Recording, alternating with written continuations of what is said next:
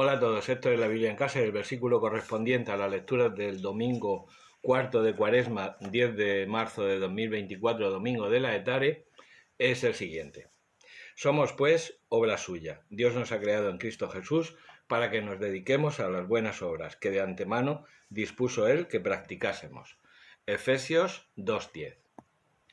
Dentro de la polémica con los protestantes sobre la validez de la fe y de las obras, la de la fe que los católicos no negamos, ellos son los que niegan la validez de las obras, pues está este versículo.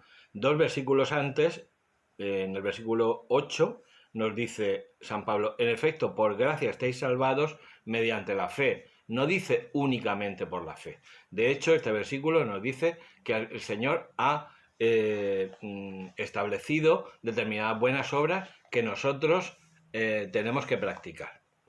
El versículo anterior, el versículo 9, dice, tampoco viene de las obras, la salvación. Hay que distinguir. Aquí en el original griego dice ergon, ¿no? Pero las buenas obras a las que se refiere Efesios 2:10 son ergois agazois, es decir, no son las mismas obras. ¿Qué obras son? Pues las que tradicionalmente la Iglesia Católica nos ha prescrito como la llamada obras de misericordia. Es muy fácil. Mateo 25:35 y siguientes, a partir de ahí, pues tenemos, estuve desnudo y me vestisteis, tuve hambre y me disteis de comer, tuve sed y me disteis de beber. Y Mateo 25:35 y siguientes se refiere al juicio y por tanto a la salvación. El Señor no dice, porque venid aquí benditos de mi Padre porque tuvisteis mucha fe. ¿Qué pasa? Que nosotros los católicos pensamos que sí, esas buenas obras contribuyen a nuestra santificación, nos santifican. Claro, esas obras vienen por gracia de Dios, es decir, a través de nosotros podemos hacerlas por la gracia de Dios. No estamos negando ni la fe, lo que pasa es que no afirmamos que sea solamente la fe.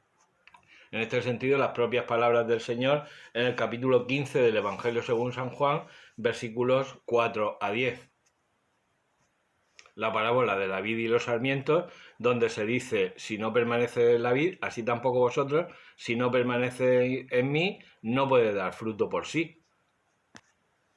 Y curioso, en el versículo 3 de este capítulo 15 dice, vosotros ya estáis limpios por la palabra que os he hablado, permaneced en mí, es decir, no basta con estar limpios por Jesucristo, no basta con el bautismo, no basta con limpiarnos de pecado, hay que permanecer.